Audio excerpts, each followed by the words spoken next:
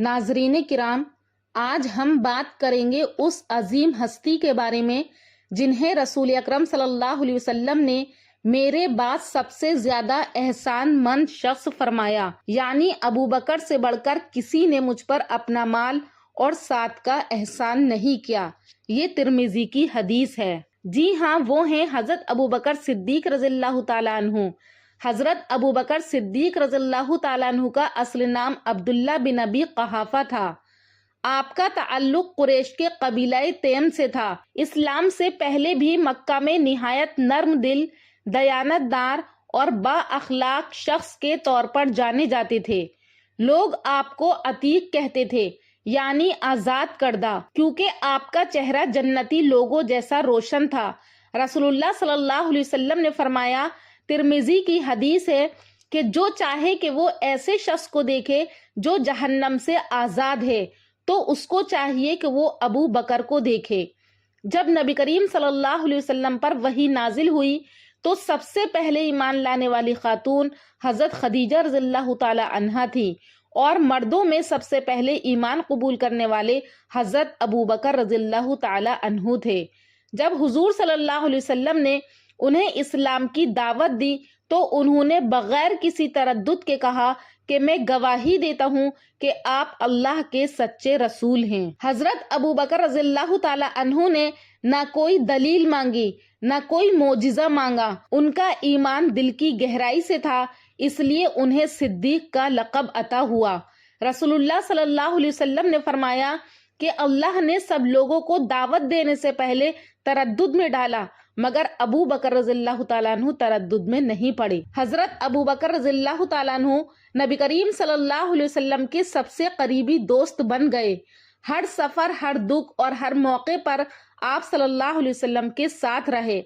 قرآن میں بھی ان کا ذکر ہے۔ سورہ توبہ آیت نمبر 40 میں اللہ تعالیٰ نے ارشاد فرمایا کہ جب نبی اپنے ساتھی سے کہہ رہے تھے کہ غم نہ کر، اللہ ہمارے ساتھ ہے، یہ آیت غار ثور میں نازل ہوئی جب دونوں ہجرت کے دوران کفار سے چھپے ہوئے تھے۔ یہ حضرت ابو بکر صدیق رضی اللہ تعالیٰ عنہ کی رفاقت کا سب سے روشن لمحہ تھا۔ حضرت ابو بکر صدیق رضی اللہ تعالیٰ عنہ اللہ تبارک و تعالیٰ کی راہ میں سب کچھ خرچ کر دیا کرتے تھے۔ ایک دن کا واقعہ ہے کہ حضرت ابو بکر رضی اللہ تعالیٰ عنہ نے اسلام کے لیے اپنا سب کچھ قربان کر دیا۔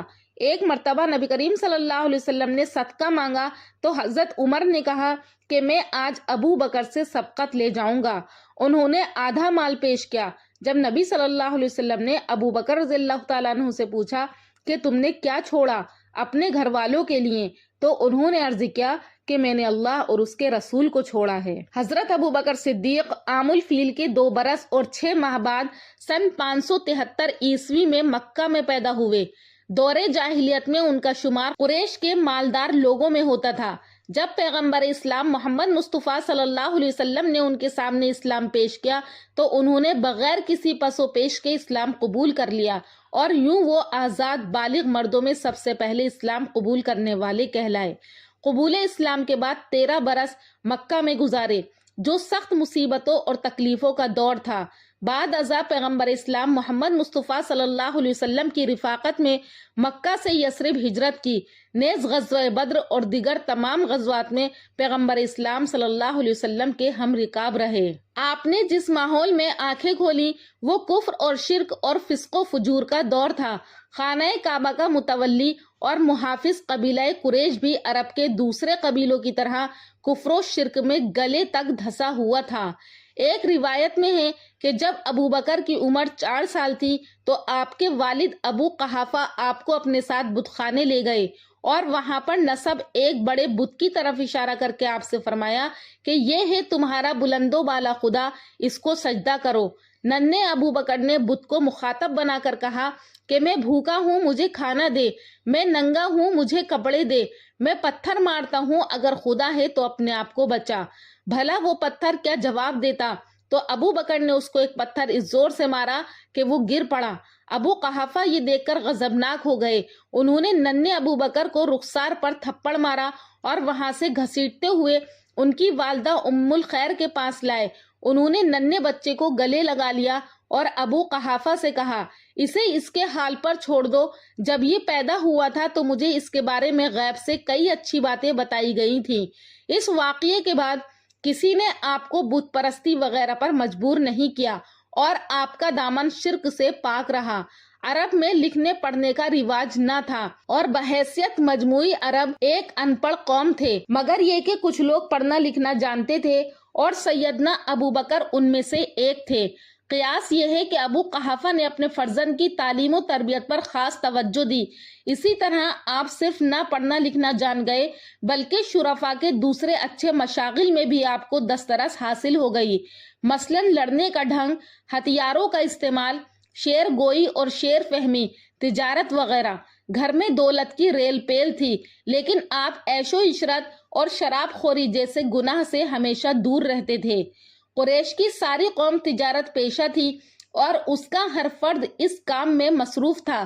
چنانچہ آپ نے بھی جوان ہو کر کپڑے کی تجارت شروع کر دی جس میں آپ کو غیر معمولی فائدہ حاصل ہوا اور آپ کا شمار بہت جلد مکہ کے نہایت کامیاب تاجروں میں ہونے لگا.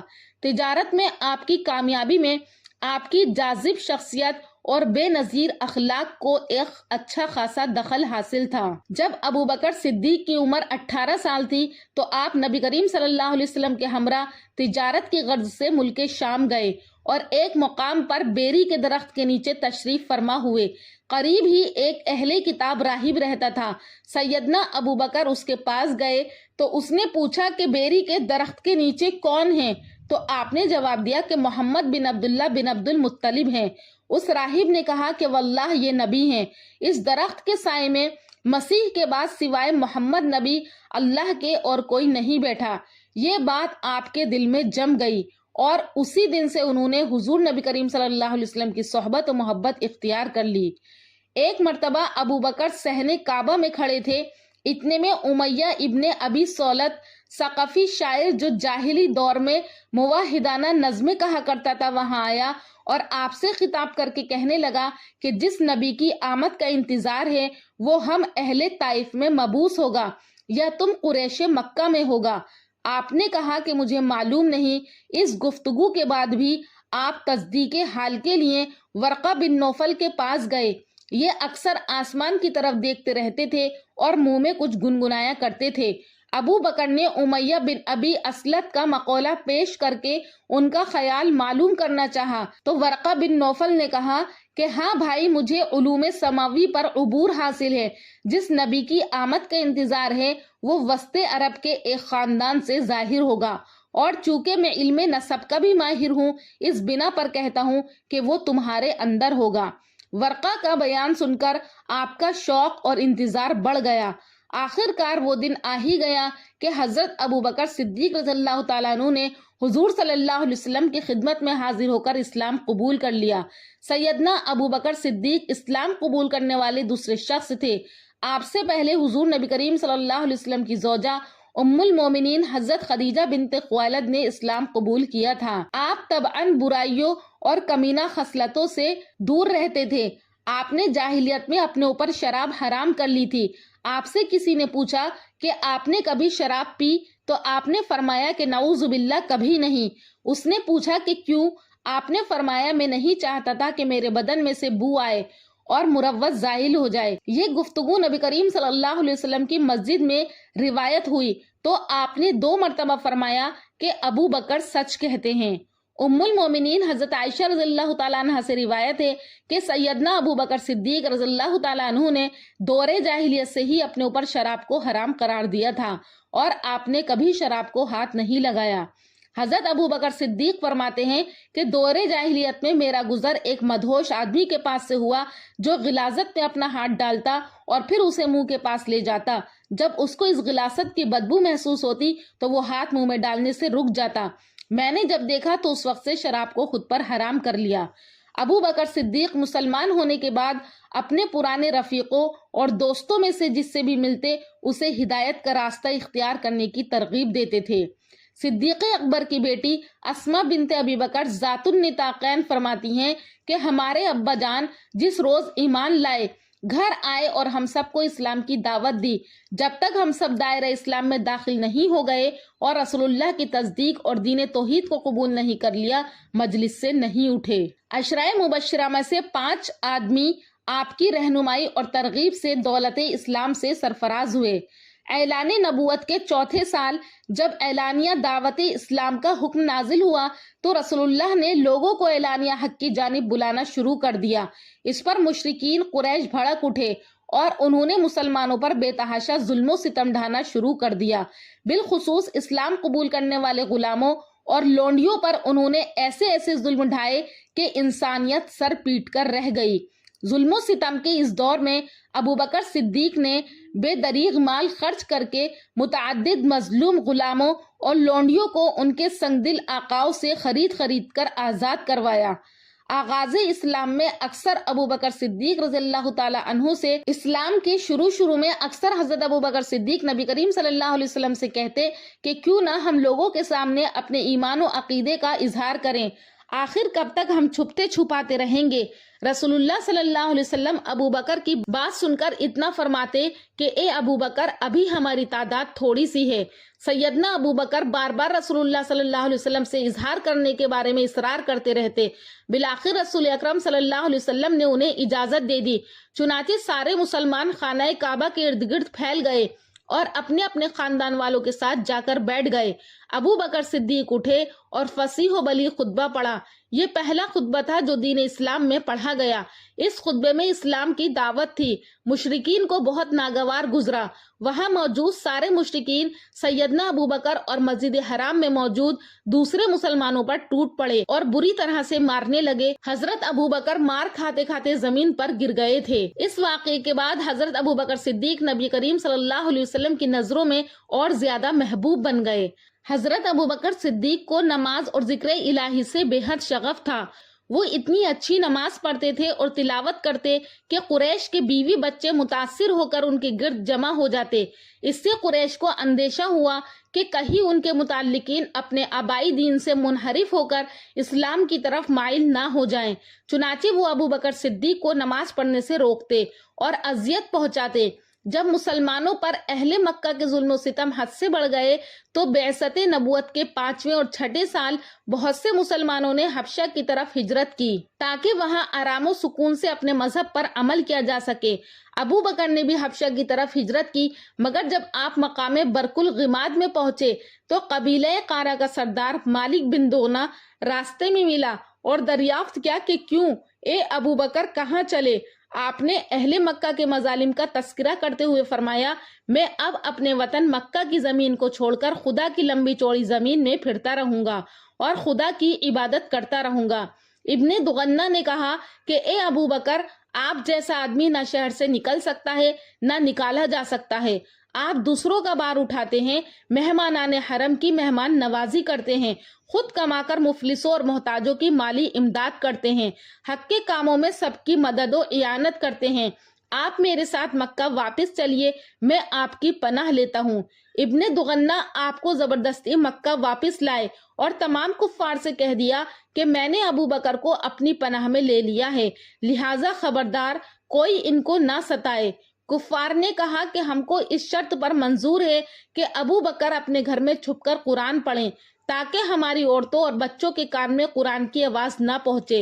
ابن دغنہ نے کفار کی شرط کو منظور کر لیا۔ ابو بکر صدیق نے چند دنوں تک اپنے گھر کے اندر قرآن پڑھتے رہے، مگر آپ کے جذبہ اسلامی اور جوش ایمانی نے یہ گوارا نہیں کیا کہ معبودان باطل لات و عزا کی عبادت تو علل اعلان ہو اور معبود برحق اللہ تبارک و تعالیٰ کی عبادت چھپ کر گھر کے اندر کی جائے۔ چنانچہ آپ نے گھر کے باہر اپنے صحن میں ایک مسجد بنا لی اور اس مسجد میں علل اعلان نمازوں میں بلند آواز سے قرآن پڑھنے لگے اور کفار مکہ کی عورتیں اور بچے بھیڑ لگا کر قرآن پاک سننے لگے۔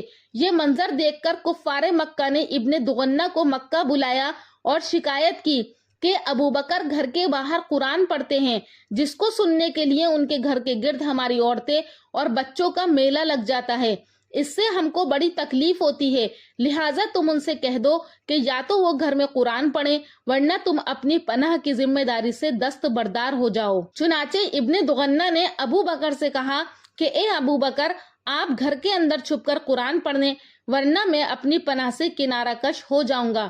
اس کے بعد کفار مکہ آپ کو ستائیں گے تو میں اس کا ذمہ دار نہیں ہوں گا۔ یہ سن کر ابو بکر نے فرمایا کہ اے ابن دغنہ، تم اپنی پناہ کی ذمہ داری سے الگ ہو جاؤ، مجھے اللہ تعالیٰ کی پناہ کافی ہے اور میں اس کی مرضی پر راضی برضا ہوں۔ جب محمد صلی اللہ علیہ وسلم حجۃ الوداع سے واپس تشریف لائے تو منبر پر تشریف فرما ہوئے اور اللہ کی حمد و ثنا بیان کرنے کے بعد فرمایا، لوگوں، بے شک ابو بکر نے کبھی مجھے تکلیف نہیں دی، پس تم ان کا مرتبہ پہچانو، لوگوں میں ان سے راضی ہوں۔